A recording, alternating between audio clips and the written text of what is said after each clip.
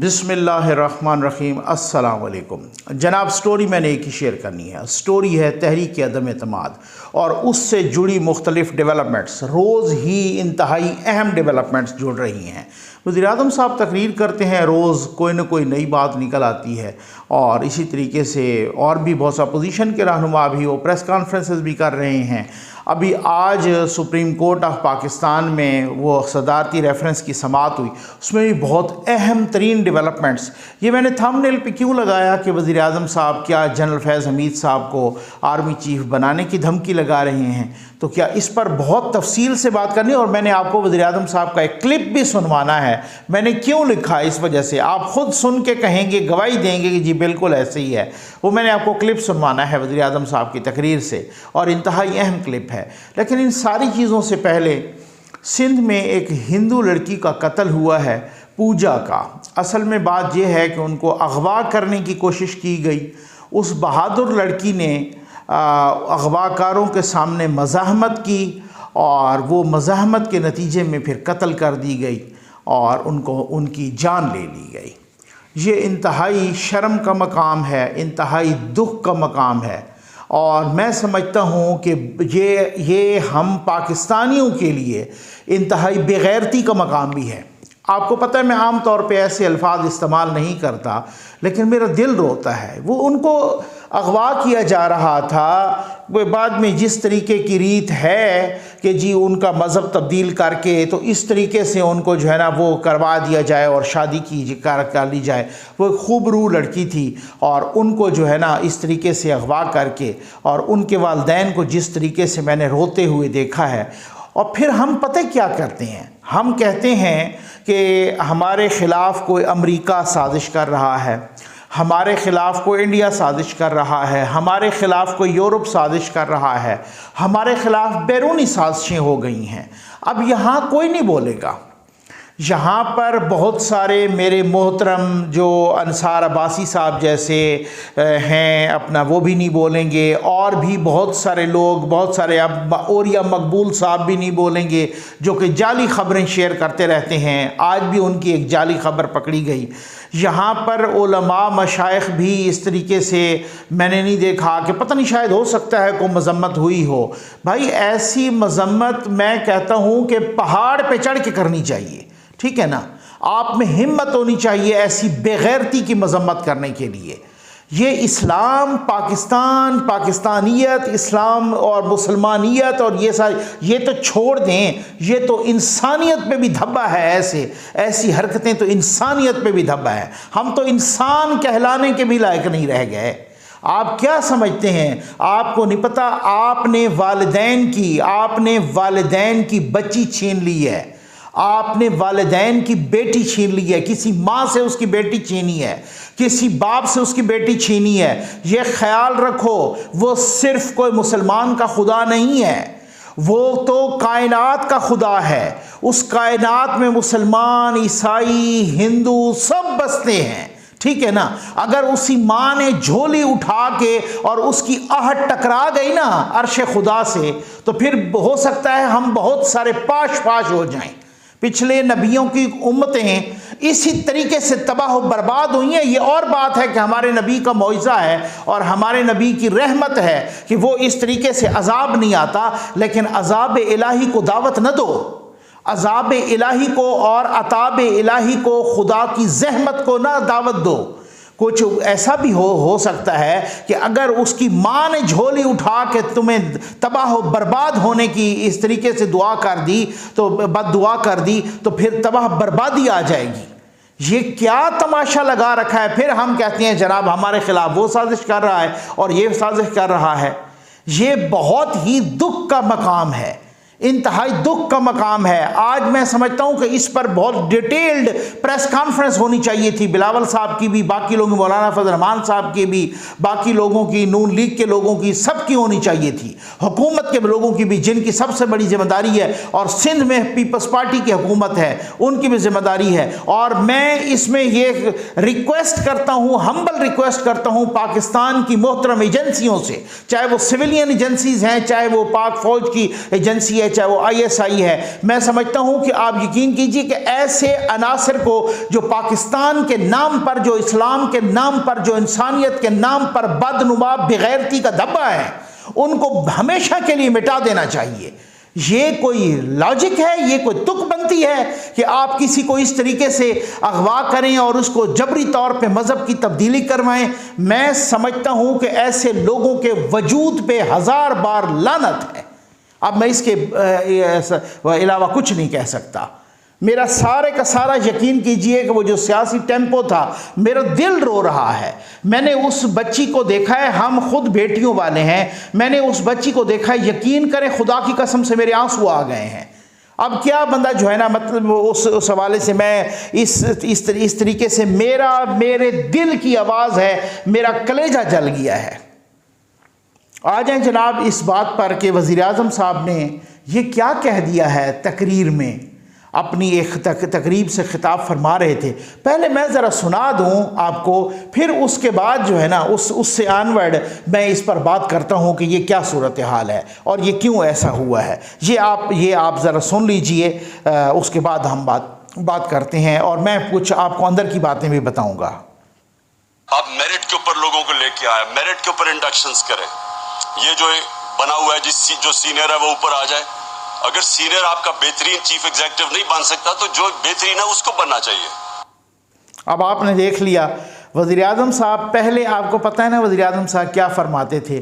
وزیر اعظم صاحب اپنی متعدد تقاریر میں کہہ چکے ہیں کہ جی وہ مثال دیتے تھے حضرت عمر فاروق رضی اللہ تعالیٰ عنہ کی اور ان کی، اور حضرت خالد بن ولید کی، اور ان کی مثالیں دیتے تھے اور کہتے کہ حضرت خالد بن ولید بڑے بہترین جو ہے نا سپہ سالار تھے اور ان کو حضرت عمر نے ہٹا دیا، اور تو پھر کیا ہوا؟ پھر اس طریقے سے یعنی کہ ایک طرح سے وہ اپنی متعدد تقاریر میں بار بار میسج دیتے رہے، کسی کو کوئی دھمکی دیتے رہے، ہر کسی کو پتہ کہ کس کو دھمکی دے رہے ہیں۔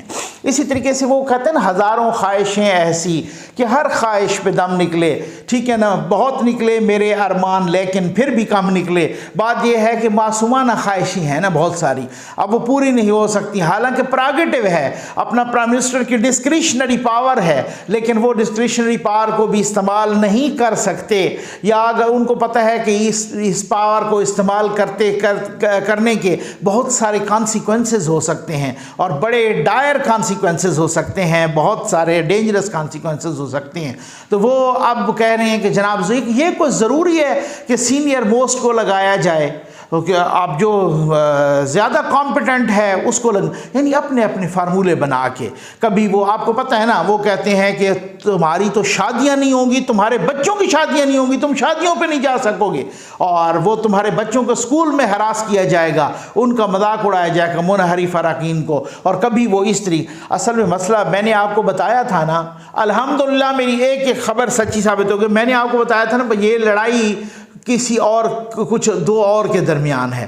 اور دوسرا میں نے آپ کو یہ بھی خبر دی تھی کہ وزیر اعظم صاحب ان کے جو دوست ہیں وہی ہمیں بتاتے ہیں۔ وزیر اعظم صاحب جو ہے نا ہمیں بتا رہے ہیں کہ بھائی بات یہ ہے کہ آپ کو میں بتاؤں کہ بھائی بات یہ ہے کہ صورتحال یہ ہے کہ اب اپنا وہ سمجھتے ہیں کہ میرے خلاف کنٹرول ٹاور کر رہا ہے، اور میرے خلاف کنٹرول ٹاور کے کون سے لوگ کر رہے ہیں؟ جو سب سے بڑے ہیں کنٹرول ٹاور کے، وہ سازش کر رہے ہیں۔ اپوزیشن والے تو ویسے ہی مورے ہیں، وہ ان کو وہ اپنی نجی محفلوں میں کہہ رہے ہیں، اور اس طریقے سے مطلب وہ جو ہے نا وہ ساری صورتحال۔ تو اب یہ کیا دھمکی ہے ان کو لگانے کی؟ بھائی میری بات سنیں کہ آپ کا پریروگیٹو ہے، میں نے کہا آپ کے ڈسکریشن ہے، ڈسکریشنری پاور ہے، آپ وہ استعمال کریں اور لگائیں، لیکن اس کے کانسیکوینسز ہو سکتا ہے کہ پھر بہت زیادہ اس طرح کے مسائل ہو جائیں کہ پھر مسئلہ ہو سکتا ہے خراب بھی ہو جائے، اور بھی بہت سارے تڑپ رہے ہیں بہت سارے، اور وہ بہت ساری چیزوں کے بارے میں نا وہ کہہ رہے ہیں۔ تو وہ اب ان کو پتہ ہے کہ یار یہ معاملات اس طرح سے سازگار نہیں ہیں، لیکن اپنی وہ بھڑاس نکال رہے ہیں، ٹھیک ہے نا، وہ دل کی بات زبان پہ لے آئے ہیں۔ ان کو پتہ چل گیا ہے کہ اب وہ صورتحال بہت ہی بگڑ گئی ہے۔ اچھا، ہر 10 گھنٹے کے بعد کوئی نہ کوئی یوتھیا، کوئی نہ کوئی مالشیا پالشیا وہ یوں شوشہ چھوڑ دیتا ہے کہ بس ابھی جو ہے نا کپتان صاحب ٹرمپ کارڈ جو ہے نا پھینکنے والے، اپنا ترب کا پتہ جو ہے نا پھینکنے والے والے ہیں, بس اگلے 12 گھنٹے اہم ہیں. اس میں آپ وہ پتہ پھینکیں گے کہ پورے کے پورے حالات جو ہے نا تیس نیس ہو جائیں گے, بازی ساری پلٹا کھا جائے گی, اور یہ وہ صورت ہے. اور اسی طریقے سے کپتان بھی کوئی نہ کوئی شرلی اسی طرح سے چھوڑ دیتے ہیں.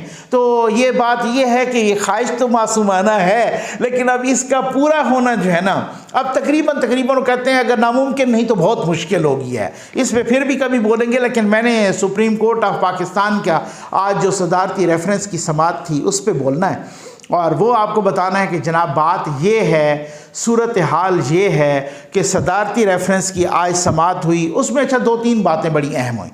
اس میں ایک تو یہ ہوئی کہ یہ جلسے کے بارے میں بات ہوئی, جلسوں کے بارے میں. ڈی چوک سے جلسہ ہٹ گیا ہے حکومت کا. اچھا باقی ان کا اپوزیشن کا بھی کہیں اور جگہ ہوگی تو اپوزیشن یا حکومت کا بھی کوئی پریڈ گراؤنڈ. اب وہ خفت چھپانے کے لیے میں دیکھ رہا تھا فیصل جاوید صاحب کا ایک وہ ٹویٹ, اور وہ کہہ رہے تھے, فرما رہے تھے کہ بھائی جو ہے نا اپنا ویسے بھی ڈی چوک بڑا چھوٹا پڑ جانا تھا اور ہمیں بڑا گراؤنڈ چاہیے. اچھا چلو ٹھیک ہے. تو اس وجہ سے کیونکہ چیف جسٹس آف پاکستان نے کہا ہے, 2-3 باتیں ہوئی ہیں نا. ایک تو یہ جلسوں کے بارے میں انہوں نے کہا ہے کہ یہ ایسا نہیں ہو سکتا کہ جتھے راستہ روکیں, یہ ہم نہیں ہونے دیں گے. اسمبلی کے ارکان کا راستہ جتھے روکیں یہ نہیں ہم نہیں ہونے دیں گے. تو لہٰذا بیٹھیں افہام و تفہیم سے. ہم نے اس وجہ سے یہ کیس سنا ہے کہ ہم نے کہا کہیں جمہوریت نہ ڈیریل ہو جائے. اس مصلحت کے تحت یہ کیس سن رہے ہیں اور یہ ریفرنس سن رہے ہیں اور یہ درخواستیں سن رہے ہیں. تو بات یہ ہے کہ آپ بیٹھیں اور افہام و تفہیم سے طے کریں تاکہ جمہوریت ڈیریل نہ ہو. ساری جماعتیں بیٹھیں, حکومت کو الگ جگہ پہ جگہ دیں, اپوزیشن والوں کو الگ جگہ پر دیں جلسے کی, ان کا ٹائم بھی ڈیفرنٹ کریں تاکہ کسی قسم کا کوئی تصادم نہ ہو. اٹارنی جنرل آف پاکستان نے یقین دہانی کروائی ہے کہ جی بالکل کوئی جتھا کچھ نہیں کہے گا. جس دن ووٹنگ ہوگی عدم اعتماد کی اس دن کوئی ریڈ زون میں عوام کا داخلہ بالکل بند ہوگا. ہر کسی کو اپنا پورا حق ہوگا. میں آپ کو یقین دلاتا ہوں اس یقین دہانی پر یہ تو بات ہو گئی ختم. ٹھیک ہے جی. اور دوسرا وہ سندھ ہاؤس پہ حملہ, اس کا بھی اٹارنی جنرل نے کہا کہ جی میں اس کی مذمت کرتا ہوں, انتہائی غلط کام ہوا ہے, اور وزیر اعظم صاحب نے بھی اس کی مذمت کی ہے اور اس پر کہا ہے کہ جی یہ ایسا نہیں ہونا چاہیے. تو چیف جسٹس صاحب نے فرمایا کہ جی امید ہے کہ حکومت بھی اس کی مذمت کرے گی. اب وہ کرتے ہیں یا نہیں کرتے, کیونکہ ایسا تو نہیں ہے کہ بھائی اتنی ساری چیک پوسٹیں اگر پھلانگ کے وہ جو ہے نا چند لوگ چلے گئے ہیں اور انہوں نے وہاں پہ اودھم اور دھما چوکڑی مچائی ہے, تو یہ تو اب پتہ نہیں وہ مذمت والے تھے یا پتہ نہیں کیا وہ خود ہی کرانا چاہ رہے تھے مرمت, یا جو کچھ بھی ہے وہ ایک الگ بات ہے. پھر اس کے بعد آج جناب ریفرنس پر, تو ریفرنس پہ بڑی امپارٹنٹ باتیں ہوئی ہیں اور کنکلوژن یہ ہے کہ اس پر لارجر بینچ بن گئی ہے, اور میرا خیال ہے یہ 5 رکنی بینچ بنے گا. آج تو جسٹس منیب اختر صاحب تھے ساتھ چیف جسٹس صاحب کے, اور یہ 5 رکنی بینچ بنے گا. اور ساتھ یہ ہے کہا کہ جی یہ تو چلو اب اس سے لگتا یہ ہے کہ یہ جو پارلیمنٹ کی کارروائی ہے یہ نہیں رکے گی. وہ فرما رہے تھے کہ جی ہم اس پر فیصلہ دیں گے تاکہ اس طریقے سے باقی جماعتوں کو بھی, انہوں نے جو اپوزیشن کی جماعتیں ہیں سب کو انہوں نے کہا کہ اپنا یہاں پہ فیڈ بیک دیں, اور اپنا ابھی اتحادی جماعتوں کو نوٹس نہیں وہ کیا. انہوں نے کہا کہ اگر وہ آنا چاہتے ہیں تو وہ اپنی درخواستیں دے دیں, لیکن ابھی اتحادی جماعتوں کو کوئی نوٹس نہیں گیا, باقی اپوزیشن کو بھی گیا ہے اور حکومت کو بھی گیا ہے. اب 24 تاریخ کو جناب اس کی دوبارہ سماعت ہے اور 5 رکنی لارجر بینچ بن گیا ہے. باقی کچھ ریمارکس آئے ہیں وہ اس میں, اب تو ریمارکس کا وہ اس طریقے سے وہ نہیں ہوتا, کوئی فیصلہ نہیں ہوا. کچھ لوگ کہہ رہے ہیں جناب اپوزیشن تو خالی ہاتھ لوٹ گئی ہے. اب ذرا انٹرپریٹیشن آئے گی نا, اور دوسرا دیکھنا یہ ہوگا, مجھے نہیں سمجھ آتی کہ آج اپوزیشن نے کو اتنا شور کیوں نہیں مچایا سپیکر کو کہ باؤنڈ کیا جائے کہ کیا میں نے پوچھا ہے ویسے اپوزیشن سے, میں نے کہا جی آپ کو تو چاہیے تھا کہ سپیکر نے اجلاس 21 کو کیوں نہیں بلایا, آپ نے تو پوری تیاری کے ساتھ جانا چاہیے تھا, اور سپریم کورٹ سے آپ ریلیف مانگتے اور بار بار کہتے کہ کیوں نہیں. بار کا تو چلو بار نے تو یہ کہا کہ جی ہمارا بھی اس طریقے سے کہ یہ انسانی حقوق کا معاملہ ہے اس سے, لیکن آپ تو ڈائریکٹ جو ہے نا افیکٹیز تھے, آپ تو سٹیک ہولڈرز تھے. تو سٹیک ہولڈرز نے کیوں نہیں اس طرح کا؟ تو انہوں نے مسکرا کے کچھ لوگوں نے کہا کہ جی حکمت عملی ہوتی ہے نقوی صاحب، پھر آپ یہ بھی دیکھ لیجئے گا۔ اچھا چلے، میں نے کہا دیکھ لیتے ہیں۔ اب اس کے بعد کیا ہوتا ہے 24 کو یا 24 کے بعد کیا کوئی اور بھی اتحادیوں کی بھی پریس کانفرنس آتی ہے، یا جب اجلاس 25 کو ہوتا ہے تو سپیکر ملتوی کرتا ہے تو اچانک، تو پھر کیا حکمت عملی ہوتی ہے، یا اس سے پہلے کیا کیا ہوتا ہے؟ بہت ساری باتیں ہیں۔ یہ کس نے اس طریقے کا مشورہ دیا پرائم منسٹر صاحب کو؟ کسی بڑے اہم بندے نے دیا، یہ ریفرنس والا بھی، یہ پھر کبھی صحیح آپ کو بتائیں گے۔ امید ہے آپ کو ویڈیو پسند آئی ہوگی۔ آپ کا بہت بہت شکریہ۔